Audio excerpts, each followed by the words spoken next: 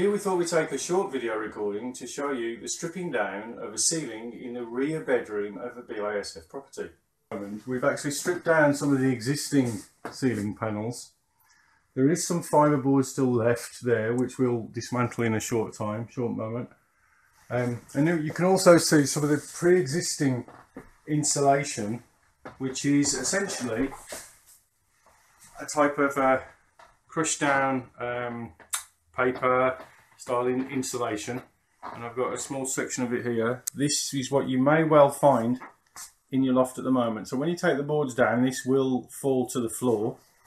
It doesn't cause a problem, but it is just rather messy.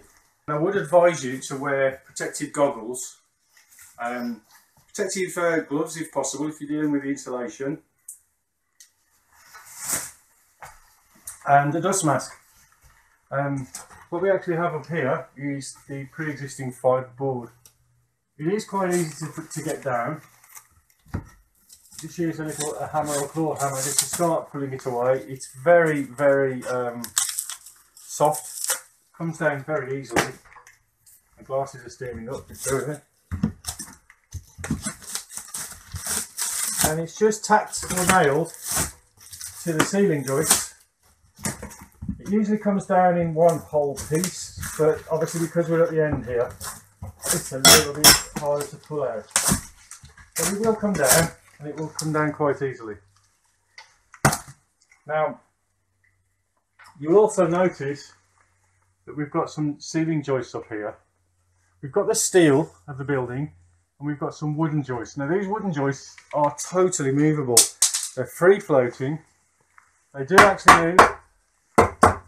And they just sit in a groove inside the actual steel of the building. There's a little cutout, and that's what you actually nail, or screw rather, your plasterboard onto. We've got a large panel here, just to show you once again. It's quite easy to get down. The reason for wearing a mask, you don't know what's in the loft. You don't know if there's any nasty fibres here. So it's always a good idea to wear a good quality mask and some protective clothing if possible. You will see that it does come out pretty easily. There we go. Just be careful that you haven't got anything large underneath. It's going to land on your head. I found an old coin. It's amazing what you find up here. And it should come down quite easily.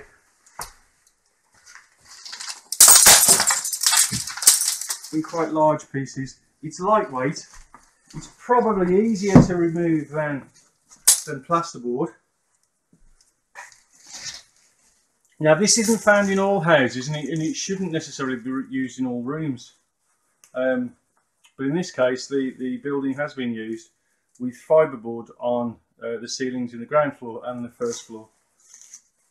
It is quite flammable, so it's a good idea to remove this, because it literally is just fibre, and if it catches fire it will go up rather quickly.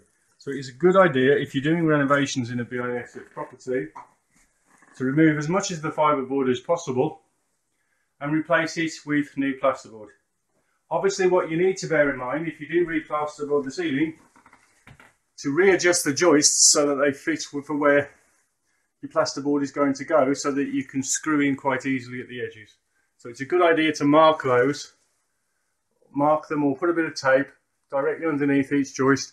Before doing that, just check that all the joists are straight and that they're going in the same way, parallel to each other, to make plasterboarding easier. That's just a short insight at the moment.